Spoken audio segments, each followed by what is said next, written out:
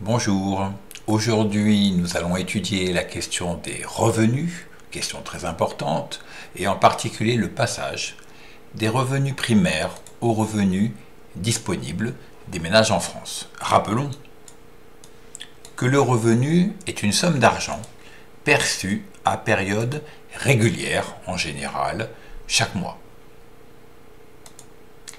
Parmi les revenus primaires, c'est-à-dire ceux qui sont liés à la production de richesses, c'est-à-dire de biens et de services, on distingue tout d'abord les revenus de l'activité, quand directement on participe à cette production.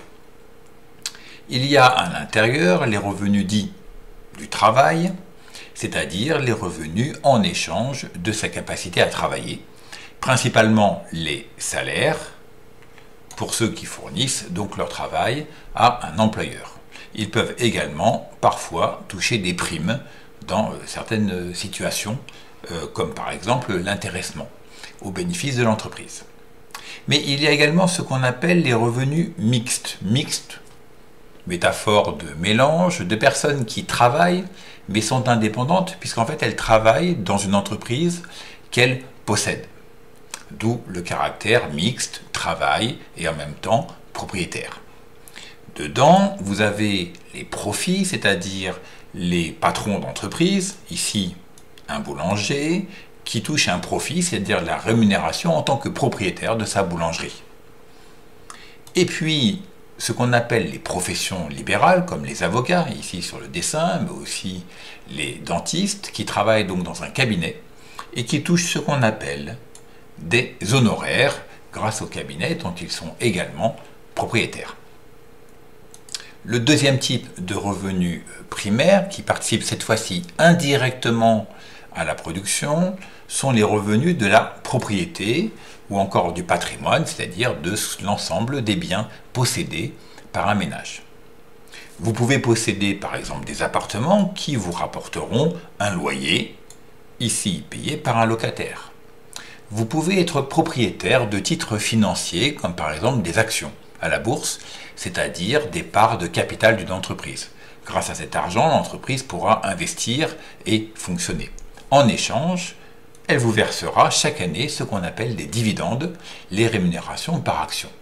Et enfin, vous pouvez posséder un compte en banque rémunéré par la banque, avec des intérêts, donc un taux d'intérêt. Pourquoi êtes-vous rémunéré dans ce cas-là? Eh bien tout simplement parce que la banque va ensuite prêter cet argent, par exemple à une entreprise, pour lui permettre d'investir, et vous serez rémunéré grâce à cette aide que vous fournissez aux entreprises de manière indirecte, même si vous n'en êtes pas forcément au courant.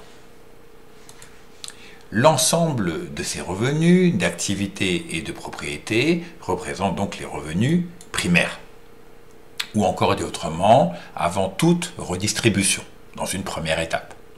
Qu'appelle-t-on la redistribution? Pourquoi un moins ici? Tout simplement parce que c'est retrancher des revenus primaires, en particulier les impôts versés à l'État et les cotisations sociales versées à la sécurité sociale. Mais les ménages touchent également, voilà pourquoi le plus est indiqué, des aides, appelées revenus de transfert. Prestations sociales versées par la sécurité sociale, par exemple pour rembourser vos médicaments, ou des aides sociales diverses versées par l'État si vous êtes en difficulté, par exemple avec une personne handicapée à la maison. À la fin, on obtient les revenus dits secondaires, c'est-à-dire après tous ces transferts financiers.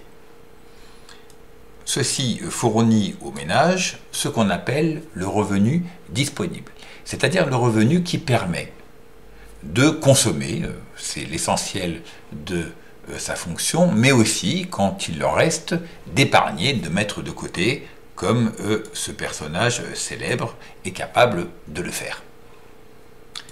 Quelques données chiffrées sur la France et les revenus des ménages en France, vous le remarquez pour le revenu primaire.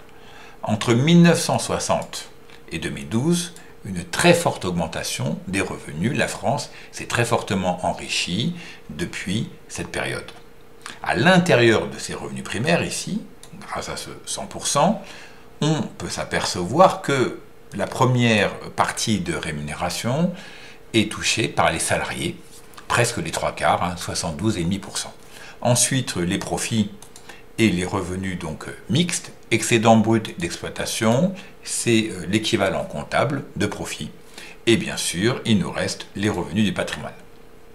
Après ces revenus de la production, c'est-à-dire ces revenus primaires, on retranche bien sûr les différents impôts, etc., cotisations sociales, et on obtient le revenu disponible. Pourquoi ce revenu disponible n'est que de 88,4% du revenu primaire? Eh bien parce que la partie restante, des donc 11,6%, a été conservée par l'État pour ses dépenses dans les ministères, comme par exemple le ministère de l'Éducation nationale, qu'il faut bien fournir. Il reste donc en revenu disponible des ménages en France en 2012, selon l'INSEE, tout de même 1338,4 milliards d'euros, ce qui est une somme conséquente. La France est un pays riche. Terminons par un petit exercice. Il s'agit d'indiquer pour chaque type de revenu à quelle case il correspond. Pour le médecin libéral, qui travaille donc à son compte, il n'est pas salarié, il suffit de cocher cette case. Je vous laisse donc recopier ce tableau et le remplir chez vous. À bientôt.